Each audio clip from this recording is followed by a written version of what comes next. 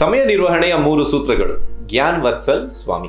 ಟೆಕ್ಸ್ಟಫ್ರಿನಿಯಾ ಬಗ್ಗೆ ಗ್ಯಾನ್ ವತ್ಸಲ್ ಸ್ವಾಮೀಜಿಯವರು ಮಾತನಾಡ್ತಾ ಹೇಳ್ತಾರೆ, ನಮಗೆ ಅರಿವಿಲ್ಲದೆ ನಾವು ಮೊಬೈಲ್ ಅನ್ನ ನೋಡ್ತೇವೆ. ಯಾವ್ದಾದ್ರು ಮೆಸೇಜ್ ಬಂತ ಅಥವಾ ಯಾವ್ದಾದ್ರು ನೋಟಿಫಿಕೇಶನ್ ಬಂತ, ಯಾರು ಮೆಸೇಜೇ ಮಾಡ್ತಾ ಇಲ್ವಲ್ಲ, ಇವೆಲ್ಲವೂ ಸಹ ಒಟ್ಟಾರೆಯಾಗಿ ನಮ್ಮ ಅಮೂಲ್ಯವಾದಂತಹ ಸಮಯವನ್ನ ತೆಗೆದುಕೊಳ್ತಾ ಇದೆ.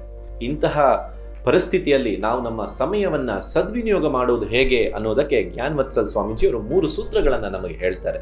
ದಿನದ 24 ಗಂಟೆಗಳನ್ನ 3 ಭಾಗಗಳಾಗಿ ವಿಭಾಗಿಸಬೇಕು. 8+8+8. ಮೊದಲ 8 ಗಂಟೆಗಳು ನನ್ನ ಕೆಲಸಕ್ಕೆ ನಾನು ಸಮಯವನ್ನ ಕೊಡ್ತೇನೆ. ಅಂದರೆ ನಾನು ಹೋಗುವಂತಹ ಉದ್ಯೋಗಕ್ಕೆ ನಾವು ಸಮಯವನ್ನ ಕೊಡೋದಾದ್ರೆ, ಮುಂದಿನ 8 ಗಂಟೆಗಳ ಕಾಲ ನಾವು ನಮ್ಮ ದಿನನಿತ್ಯದ ಕೆಲಸಗಳು, ಉದಾಹರಣೆಗೆ ಶುಚಿತ್ವ ಇರಬಹುದು ಅಥವಾ ನಿದ್ರೆ ಮಾಡುವಂಥದ್ದು ಇರಬಹುದು, ಇವೆಲ್ಲದಕ್ಕೆ 8 ಗಂಟೆಗಳ ಕಾಲ.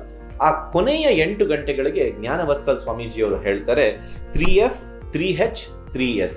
3F ಅಂತ ಹೇಳಿದ್ರೆ ಫ್ಯಾಮಿಲಿ, ಫ್ರೆಂಡ್ಸ್, ಫೇತ್. ಮಿತ್ರರು, ಕುಟುಂಬ ಮತ್ತು ಬಾಳಿಗೊಂದು ನಂಬಿಕೆ. 3H health, hygiene, habit. ಆರೋಗ್ಯ, ಶುಚಿತ್ವ ಮತ್ತು ಒಳ್ಳೆಯ ಹವ್ಯಾಸಗಳು.